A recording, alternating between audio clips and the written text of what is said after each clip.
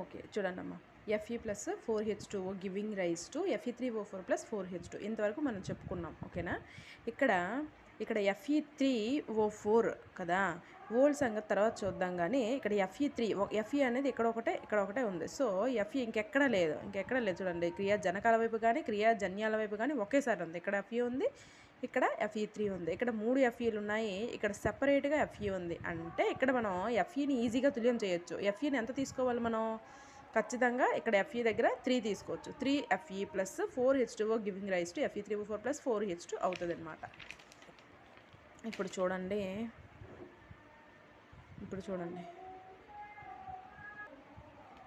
Okay. ఇప్పుడు ఏంటంటే చూడండి 3Fe plus 4H2O giving rise to Fe3O4 plus 4H2. ఇక్కడ చూసుకున్నట్లయితే ప్రతి మాలిక్యూల్ లేదా ప్రతి ఆటమ్ కూడా మనకి ఈక్వల్గా ఉంటాయి. ఓకేనా? ఓకే. ఇదంతా కూడా అదే ప్రాసెస్ అమ్మ. ఓకేనా? ఇది మనము స్టెప్ బై స్టెప్ ఏం చేస్తాము, స్టెప్ బై స్టెప్ ట్రైల్ చేసుకుంటూ ఇక్కడ ఎంత వేస్తే ఇక్కడ టోటల్ ఆటమ్స్ అనేవి సరిపోతున్నాయా లేదా అనేది చూస్తాం. కాబట్టి ఇది హిట్ అండ్ ట్రయల్ మెథడ్ అనే పద్ధతి, హిట్ అండ్ ట్రయల్ పద్ధతి అనే పేరు దానికి ఆ విధంగా వచ్చిందనమాట. ఓకేనా?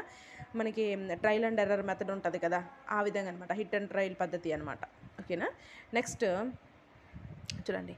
క్రియా జనకాలు మరియు క్రియాజన్యాలు వాయు, ద్రవ, జల ద్రావణాలు మరియు ఘనస్థితులను వరుసగా ఎలా మెన్షన్ చేయాలంటే, వాయువు అయితే వా అని, ద్రవం అయితే ద్రవం అని, జల ద్రావణం అయితే ఆక్వాటిక్ సొల్యూషన్ అయితే జలద్రా అని, మరియు ఘనం అయితే ఘనమని ఇలా సంజ్ఞలతో తెలియజేయాలి. మనం ఎప్పుడైతే ఒక ఈక్వేషన్ రాస్తామో ఆ ఈక్వేషన్లో దేనికి రియాక్షన్ జరిగింది అనే దాన్ని బట్టే మనము ఈ కింద ఇవన్నీ కూడా రాయాలన్నమాట. ఓకేనా? దాన్ని బట్టి అవన్నీ కూడా రాయాలి. ఏ విధంగా ఎందుకు అనేది ఇప్పుడే ఈ చూడండి. ఇక్కడ ఒక ఈక్వేషన్ ఇచ్చాడా, ఈ ఈక్వేషన్లోనే మనకు తెలిసిపోద్ది దాన్ని ఆ మెన్షన్ చేయడం యొక్క ఉపయోగం ఏంటి అనేది. చూడండి. జనరల్గా మనకి ఏంటది మెటల్స్ రియాక్టివిటీ అనేది మనకి నెక్స్ట్ లెసన్లో ఉంటుందన్నమాట. ఏ మెటల్ దేంతో తొందరగా చర్య జరుపుతుంది, దేంతో తొందరగా చర్య జరపదు అనే దాన్ని బేస్ చేసుకొని మనకు ఒక లెసన్ ఉంటుంది, నెక్స్ట్ లెసన్. అందులో ఏంటంటే చూడండి, ఇక్కడ వాడు ఒక ఈక్వేషన్ ఇచ్చాడు కదా. ఏంటంటే చూడండి, 3Fe ప్లస్ 4H2O, H2O అనే దగ్గర వాయువు అని పెట్టాడు. అంటే జనరల్గా ఇనుము అనేది నీటితో చర్య జరపదు. ఓకేనా? ఇనుము అనేది నీటి ఆవిరితో చర్య జరుపుతుంది. వాతావరణంలో ఉన్న నీటి ఆవిరితో చర్య జరిపి ఇనుము తుప్పు పడుతుంది. ఓకేనా? అది ఈ రియాక్షన్ మనకి తెలియజేయడానికి ఈ రియాక్షన్ వేసాడు. దాని పక్కన ఫెర్రస్ ఎలాగ ఇనుము ఘనపదార్థంగానే ఉంటుంది. సో ఘనపదార్థము H2O నీరు అనేది ఇక్కడ వాయు రూపం. అంటే నీటి ఆవిరితో ఇనుము నీటి ఆవిరితో చర్య జరిపి ఇక్కడ పక్కన ఘనము అని వేసాడు. చూడండి, ఘ అని వేసాడు. అంటే Fe3O4 అనేది తుప్పు. ఓకేనా? ఘనం అంటే ఇంకేమీ రియాక్షన్ జరిగితే ఇంకేం వస్తుంది? ఫెర్రస్ నీటి ఆవిరితో చర్య జరిపితే తుప్పే కదమ్మా వస్తుంది. ఎస్, ఆ తుప్పు ఘనం కాబట్టి తుప్పు అని మనం చెప్పుకుంటున్నాము. నెక్స్ట్ H2 ఇది ఒక వాయువు అనమాట. వాయువు రిలీజ్ అవుతుంది. ఏ మెటల్ అయినా సరే ఆమ్లంతో చర్య జరిపితే వాయువు రిలీజ్ అవ్వాలి. అంటే ఇక్కడ దీన్ని బట్టి మనం ఇక్కడ ఏం చెప్పుకోవచ్చు? H2 అనేది ఒక ఆమ్లంగా చెప్పుకోవచ్చు. అంతే కదా? ఒక మెటల్ ఆమ్లము యాసిడ్తో చర్య జరిపి హైడ్రోజన్ వాయువుని ఇస్తుందని మనం చెప్పుకున్నాం. దాని ప్రకారమే ఇక్కడ నీటి ఆవిరి అనేది ఇక్కడ ఆమ్లంగా పనిచేస్తుంది. ఓకేనా? ఇన్ డెప్త్గా చదువుకుంటే చాలా మ్యాటర్ ఉంటుందమ్మా. ఓకేనా? 10th క్లాస్ టెక్స్ట్ బుక్లో మాత్రం డెప్త్గా చదువుకోవాలి. ప్రతి పాయింట్ని కూడా అర్థం చేసుకుంటూ చదువుకోవాలి. అలా అయితే మనకి మంచి కంటెంట్ ఉంది ఇందులో.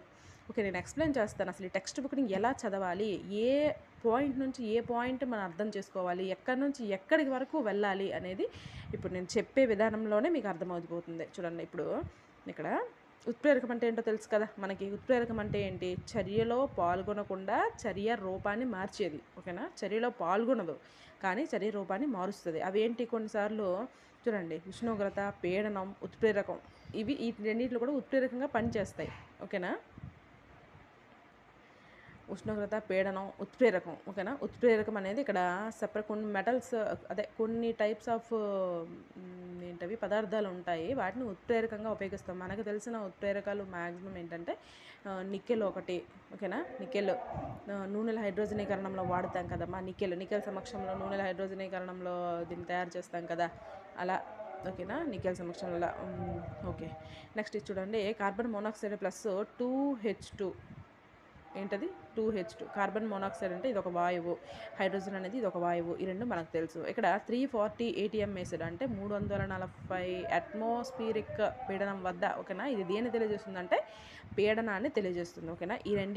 ఈ రెండింటిని కూడా అంత పీడనం వద్ద కంప్రెస్ చెందిస్తే ఏమొస్తుందంటే మెథనాల్ వస్తుంది. ఏమొస్తుందమ్మా? మెథనాల్. CH3OH అనేది ద్రావణం ఇది, ఓకేనా. ఇది ఒక ద్రావణం. ఇది ఏంటంటే మెథనాల్. ఏదైనా గ్యాస్ని మనం హై కంప్రెస్డ్ చేస్తే అది ద్రావణంగానే కదమ్మా మారుతుంది. జనరల్గా మన సిలిండర్లో ఉండే LPG కూడా గ్యాస్, అది లిక్విడ్ స్టేట్లో ఉంటుంది ఆ గ్యాస్ సిలిండర్లో ఉండేటప్పుడు. ఎందుకంటే హై ప్రెషర్ వద్ద దాన్ని కంప్రెస్ చేసి ఏదైతే గాలి రూపంలో ఉందో దాన్ని లిక్విడ్ రూపంలో మనము ఆ సిలిండర్లో భద్రపరుస్తాం కాబట్టి, ఓకేనా. అందుకే ఇక్కడ వాడు లిక్విడ్ అనే మెన్షన్ చేశాడు. ఇది CH3OH. చూడండి ఒకసారి, CH3OH ఇది ఒక ద్రావణం, ఓకేనా, మెథనాల్. ఓకే, దీని గురించి కూడా చెప్తాను, నెక్స్ట్ వస్తుంటుంది చూడండి.